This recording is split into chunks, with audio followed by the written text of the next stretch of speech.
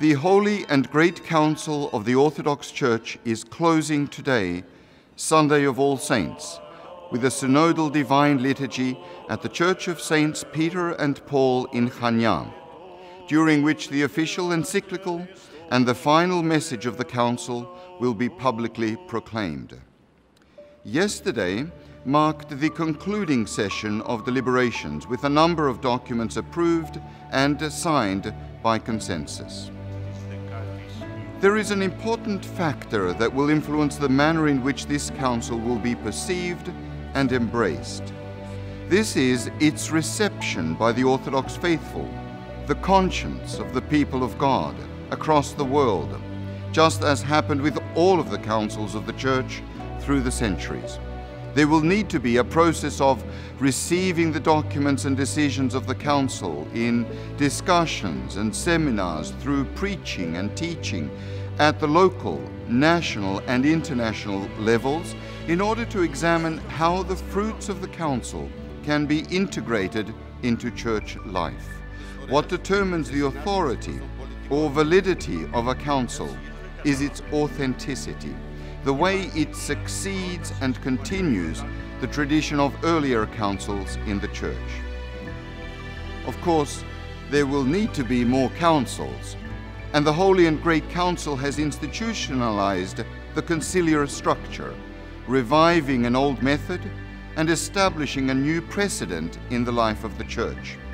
The process of confidence and consultation, discussion and dialogue will need to be reinforced and expanded until it becomes, once again, a normal standard, a natural criterion for Church unity. The door to greater communication and communion, consensus and conciliarity has been opened. Time will tell whether and what the bishops of our Church have learned from this experience. But there is something that I observed over the past week that I would like to share.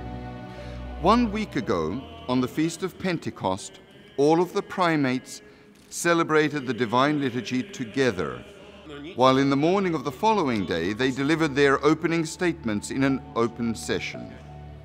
Both occasions were solemn and formal. The primates knew their respective liturgical roles, and they had prepared their addresses. Of course, it feels like much longer than a week. And of course, it has been centuries in the making.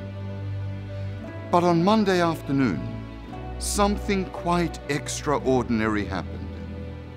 In the spiritual life, we call this a miracle. In his keynote address, the Ecumenical Patriarchate called it a blessing from God. What had happened was that the bishops in council began to speak, and to speak in new tongues, in the language of open exchange and honest communication, in the language of respectful dialogue and humble discourse. This was new, very new. It had not happened in centuries. And so what seemed so extraordinary was in fact very, very ordinary. And it happened because the bishops of the Holy and Great Council were called to unity, and they had responded with charity and generosity. It is now our turn. He called all to unity. Will we respond with charity and generosity?